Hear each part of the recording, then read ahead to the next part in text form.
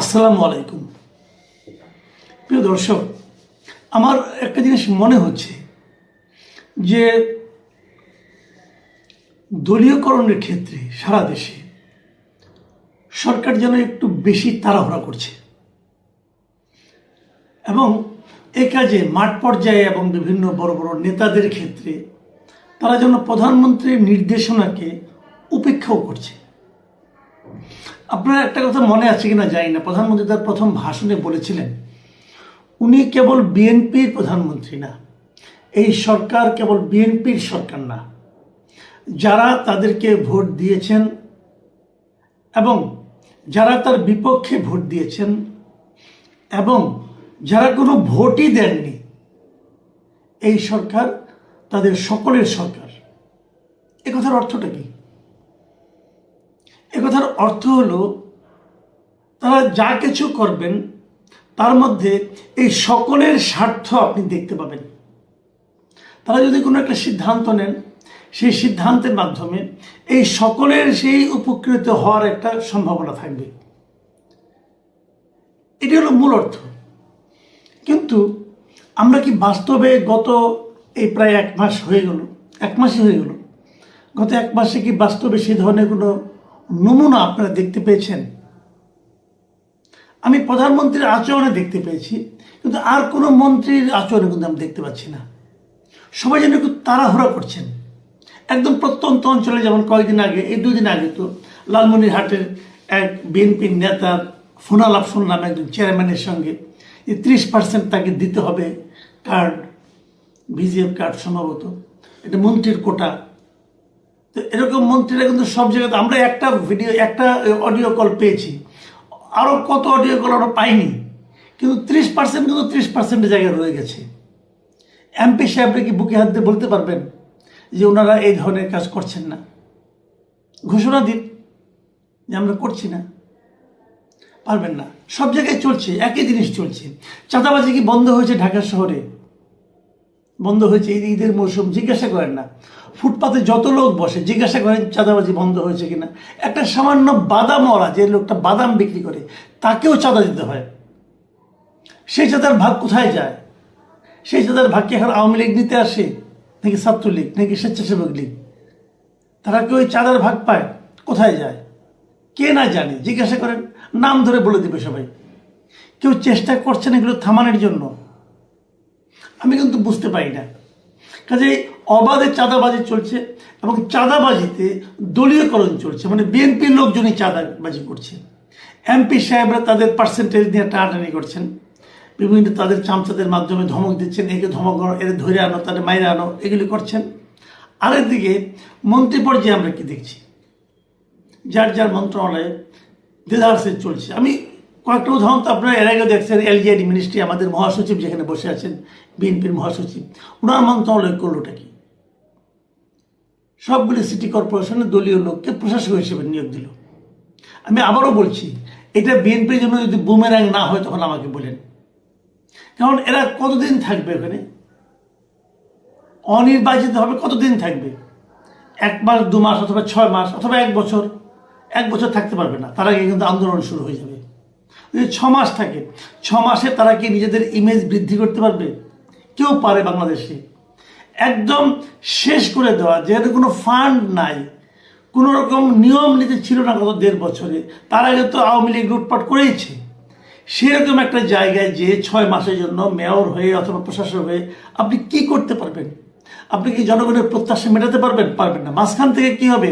যখন আপনি 6 মাস পরে নিজেই ক্যান্ডিডেট হবেন, তখন মানুষ বলবো, আচ্ছা আপনি তো এই আকাম কুকাম করছেন, অথবা এই প্রত্যাশা মেটাতে পারেন নাই, অতএব আপনাকে আমরা কেন ভোট দেব?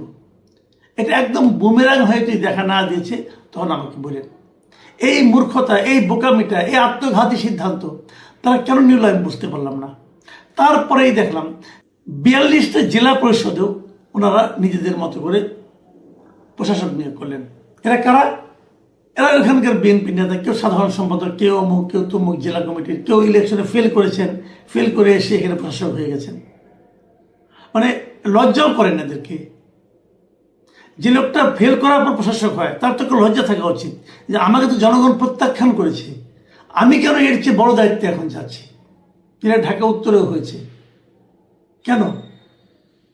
এখন অনেক আগে শুনেছিলাম বিএনপি বলেছিল যে যারা মনোনয়ন পাবেন না তাদেরকেও নানাভাবে পুরস্কৃত করা হবে, এই তার পুরস্কৃত করার নিয়ম। এটা তো আমরা চাইনি। সবশেষ কি দেখলাম আমরা, যে আমাদের শিক্ষামন্ত্রী উনি 7টা বিশ্ববিদ্যালয়ের উপাচার্য নিয়োগ করে দিলেন তড়িঘড়ি করে, একদিনের মাথায় 7টা বিশ্ববিদ্যালয়ের উপাচার্য একদিনে পরিবর্তন হয়ে গেল। কেন হলো? কোন ক্রাইটেরিয়া হলো? এবং যাদেরকে নিয়োগ দেওয়া হলো বিশ্ববিদ্যালয়ের উপাচার্য হিসেবে, এরা প্রত্যেকটা লোক মানে কঠিন বিএনপির রাজনীতির সঙ্গে জড়িত। তো তারা এখানে ভিসি হয়ে কি রাজনীতি করবে? শিক্ষামন্ত্রীকে তেল দিবে, নাকি তারা বিশ্ববিদ্যালয়ের প্রশাসনটাকে চালাবে, বিশ্ববিদ্যালয়ের একাডেমিক সিস্টেমটাকে করবে, আরো সচল করবে? কোনটা করবে? ঠিক একই জিনিস, যে জিনিস আওয়ামী লীগ আমলে দেখেছি, সেই একই জিনিস বিএনপি আরো দ্রুত বেগে, আরো তড়িৎ গতিতে করা শুরু করেছে। ভাই 2টা দিন অপেক্ষা করেন।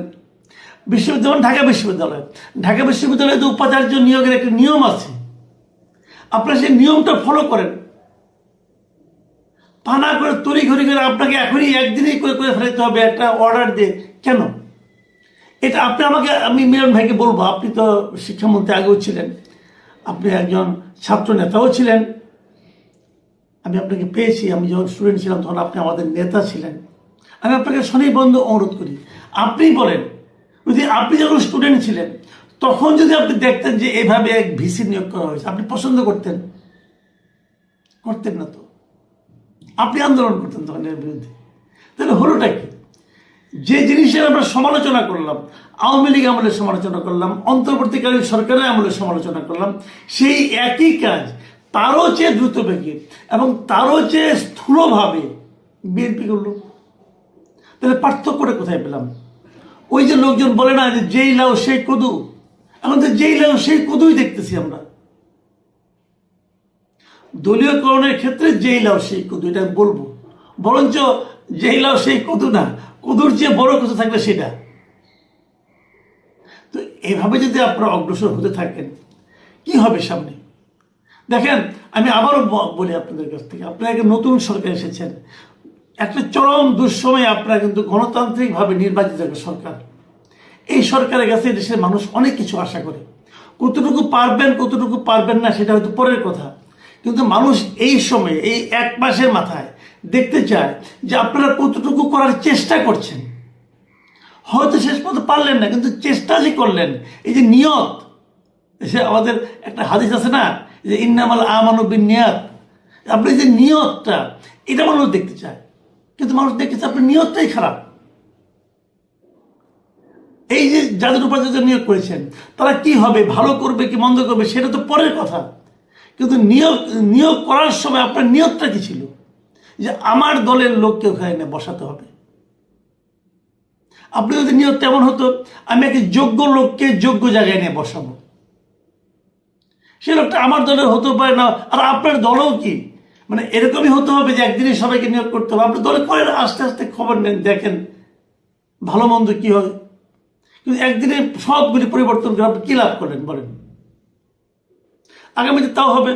এর মধ্যে শুনতে পাচ্ছি স্থানীয় সরকার নাকি আরো এটা বাড়বে, স্থানীয় সরকার নাকি এখন নাকি বিভিন্ন পৌরসভায় নাকি মেয়র নিয়োগ করা হবে, উপজেলা পদে নাকি নিয়োগ করা হবে, সব দলের লোকদের নিয়োগ করবে, আর ইলেকশন লাগবে না। কিসের গণতন্ত্র, কিসের কি গণতন্ত্র? একবার দরকার। কখন দরকার? আমার নির্বাচনের সময় দরকার, আমার নির্বাচিত হওয়ার সময় দরকার গণতন্ত্র, আর গণতন্ত্র লাগবে না। এই দৃশ্য দেখতে চাইনি আমরা। প্রিয় দর্শক, এখন এ পর্যন্তই। আল্লাহ হাফিজ।